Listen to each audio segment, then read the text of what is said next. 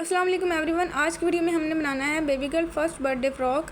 तो इसके लिए मैंने ये कपड़ा लिया है। सबसे पहले मैं ये एक एम्ब्रॉयडरी वाला कपड़ा लिया है 1 गज़, और इसके साथ मैंने सादा कपड़ा लिया था, वो भी मैंने 1 गज़ ही लिया था, ये देखिए। और तीसरा जो है मैंने ये सिल्क फैब्रिक लिया था, ये आधा गज़ लिया था। इससे मैं कुछ डिज़ाइनिंग करूँगी।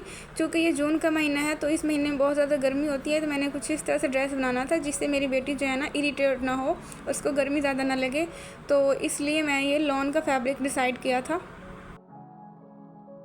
इस तरह से मैंने फ्रिल कट कर ली थी। जो मैंने इसकी लंबाई रखी थी वो रखी थी 13 इंच, और जो मैंने इसकी चौड़ाई रखी थी वो मैंने पूरी ही रखी थी, जितनी कि गज़ में होती है मैंने पूरी रख दी थी। और जो मैं सिंपल वाला कपड़ा है उसकी मैंने फ्रिल कट की है उसी के बराबर, क्योंकि मैंने ऊपर नीचे से डबल फ्रिल लगानी थी, ये देखिए इस तरह से। और जो इसके साथ में लंबा कपड़ा बचा है सीधा, उसका मैंने योग बनाना है ऊपर से एक कपड़े का जो कढ़ाई वाला है, और जो सिंपल वाला कपड़ा है उसके जो है मैं एक छोटी सी निक्कर कट करके बनाऊँगी।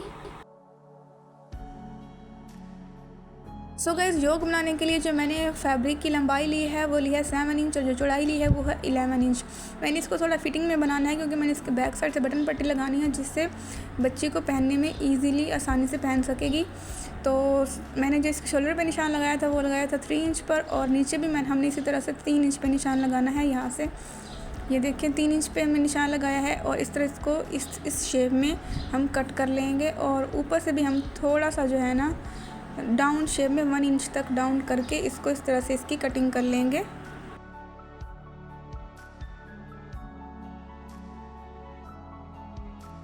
गाइस, इसके बाद हमने निकर कट करनी है। निकर कट करने के लिए मैंने कपड़े को इस तरह से डबल रख लिया था, और इस तरह इसकी चौड़ाई जो बनती थी वो बनी थी 14 इंच, और जिसकी लंबाई ली थी वो ली थी 9.5 इंच। और इसके बाद हमने इसको डबल फोल्ड करना है, और इसको यहाँ से कट करके अलग कर लिया, और इसके बाद मैं इसको डबल फोल्ड करूँगी, ये देखिए इस तरह से। इसके बाद हमने इसके आसन की कटिंग करनी है। आसन के लिए हमने इलास्टिक के लिए बचा के, और बाकी जो हमने इसकी लंबाई लेनी है आसन की, वो हमने लेनी है 8 इंच तक। और 8 इंच में मैंने यहाँ पे निशान लगा दिया था, ये देखिए इस तरह से। ऊपर से भी इलास्टिक लगेगी और इसके नीचे से भी इलास्टिक लगेगी। और इसके बाद हमने इसको यहाँ से कट करके अलग करना है कपड़े को, ये देखिए इस तरह से। और इसके बाद थोड़ा सा हम इसके आसन को गोल शेप में कट कर लेंगे, इससे सही कटिंग होती है।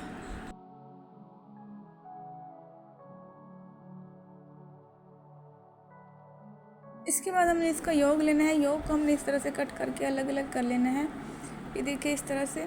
और इसके बाद हमने इसकी बैक साइड लेनी है, और बैक साइड को इस तरह से रखना है। दरमियान में से हमने इसको कट करके अलग कर लेना है, क्योंकि हमने इसकी बैक साइड से बटन पट्टी लगानी है।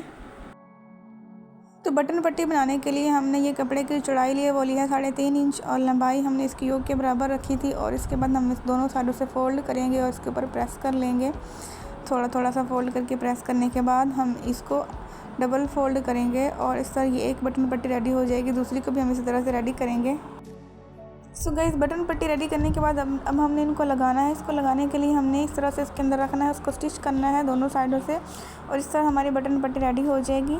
बटन पट्टी रेडी करने के बाद हम इसको साइड पे करेंगे, और नेक्स्ट हमने ये पट्टियाँ कट करनी है। पट्टियाँ कट करने के लिए मैंने कपड़े की जो लंबाई ली थी वो ली थी 4 इंच, और इस तरह से हमने इसको रख के इसको स्टिच करना है। स्टिच करने के बाद दोनों बटन पट्टी रेडी करेंगे। रेडी करने के बाद हमने ये कपड़ा लेना है अलग से, और इस तरह से तिरछा कट करेंगे। और ये देखिए मैं इसको तिरछा कट कर रही हूँ, और मैं इसको सारे को ही कट करूँगी, क्योंकि मुझे सब की ही ज़रूरत है। ये पट्टियाँ हम लंबी पट्टियाँ इस तरह से कट करने के बाद इनको हमने आपस में स्टिच करना है। ये देखें इस तरह से मैंने सारी कट कर ली थी, और सारी पट्टियाँ कट करने के बाद हमने 2 पट्टियाँ रेडी करनी है, इनको आपस में स्टिच करना है। ये देखिए मैंने स्टिच कर लिया था, दूसरी को भी हमने इसी तरह रेडी करना है, और इस तरह से इसको फोल्ड करके हम इस पर प्रेस कर लेंगे। ये देखिए इसको अच्छे से प्रेस करने के बाद हमने दूसरी को भी इसी तरह से प्रेस कर लेना है। 2 पट्टियाँ रेडी कर लेनी है। इसके बाद हमने जो पट्टियाँ कट की थी उनको इस तरह से रखना है, उनके ऊपर स्टिच कर लेना है। ये देखिए इस तरह से रख के हम दोनों को स्टिच कर लेंगे, ये देखिए। और ये यहाँ पे स्टिच हो गई है। और इसके बाद हमने ये कपड़ा लिया था पट्टियों वाला, उसको यहाँ पे इस तरह से रखना है, और इस तरह से रखने के बाद हम इसको स्टिच कर लेंगे। ये देखिए इसे स्टिच करने के बाद हम इसको अंदर की तरफ टर्न करेंगे, ये देखिए। और इस तरह से हमने इसको अंदर की तरफ टर्न कर लेना है, और टर्न करने के बाद हम इसको ऊपर से स्टिच कर देंगे।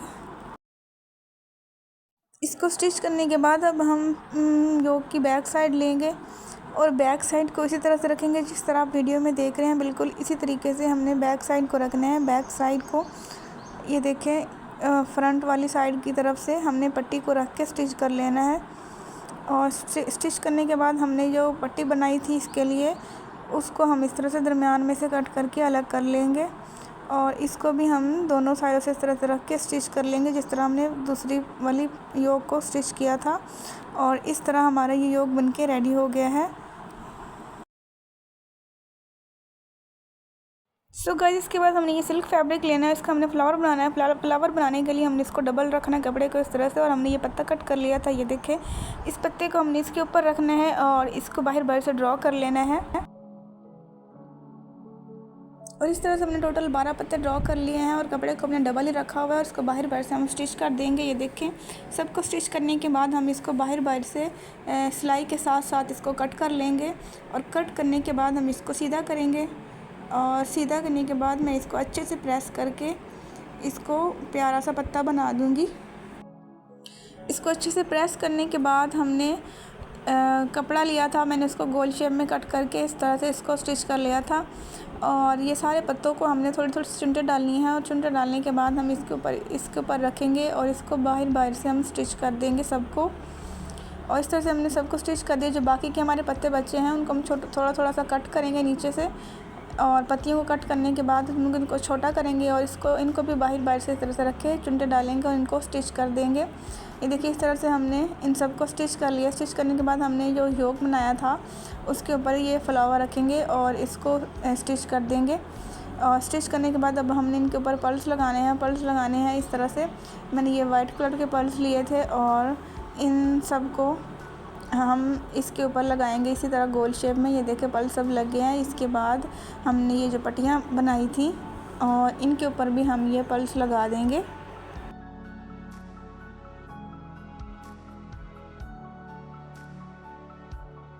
नेक्स्ट हम इसको इस तरह से रख के स्टिच कर देंगे। और इस तरह से हमने फ्रिल वाला कपड़ा लेना है और इस कपड़े को हमने इस तरह से रख के इस साइड से दोनों स्टिच कर देना है। और इधर से भी हमने इसको दोनों कपड़ों को स्टिच कर देना है। और नीचे वाले को भी हम इसी तरह से दोनों साइडों से स्टिच कर देंगे। सो गाइस, इसके बाद हमने योक का इस तरह से दरमियान में सेंटर का निशान लगाना है। फ्रंट वाली साइड से इस तरह से हम कट लगा देंगे, सेंटर का निशान लगाएंगे। इसके बाद हमने जो फ्रिल को इस तरह से स्टिच किया था दोनों साइडों से, ये देखिए इस तरह से। अब हम इन दोनों को इसके अंदर रखेंगे और इन दोनों को आपस में मिलाएंगे यहाँ से। और दूसरी साइड से भी हम इनको मिला लेंगे आपस में। ये देख कर दोनों को हमने मिला लिया है। और इसके बाद हमने इनको भी इस तरह से फोल्ड करके दरमियान में एक कट का निशान लगाएंगे इसके सेंटर में। इस तरह से यहाँ पे हमने इसको कट का निशान लगाना है। ये देखिए, हमने कट का निशान लगा लिया है। और हमने जो योक पे निशान लगाया था इन दोनों निशानों को मिलाएंगे इस तरह से। ये देखिए, दो कपड़ों को रखेंगे इसके ऊपर और इसको हम जो है यहाँ से इस तरह से रख के इसमें चुनटे डालेंगे। ये यहाँ से जो और ये जो इसका जो स्टिचिंग वाला निशान है, ये देखिए यहाँ से यहाँ तक हम इसको मिलाएंगे। पूरा इसको हम चुनटे डाल देंगे यहाँ तक। चुनटे डालने के बाद हम दूसरी साइड पे भी इस तरह से चुनटे डालेंगे यहाँ तक। ये सारी हम यहाँ से चुनटे डाल देंगे और इस तरह जो हमारा ये फ्रॉक है ये स्टिच हो जाएगा।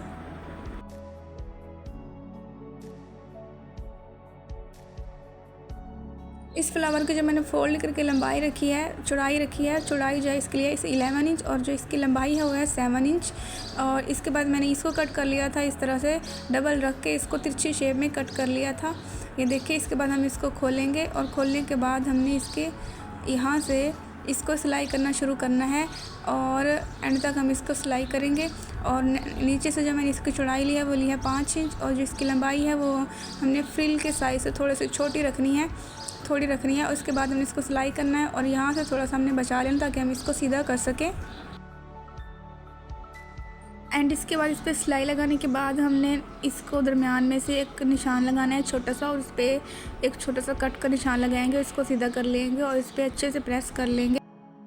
सो गाइस, इसके बाद इसको दूसरे वाले हिस्से को भी हम सीधा करेंगे और इसको अच्छे से प्रेस कर लेंगे। सो इसके बाद मैंने इस पर निशान बना लिया था दरमियान में सेंटर और इसको नीडल की मदद से हम बीच में इस तरह से चुनटे डाल के ना इसको हम पक्का कर लेंगे अच्छे से।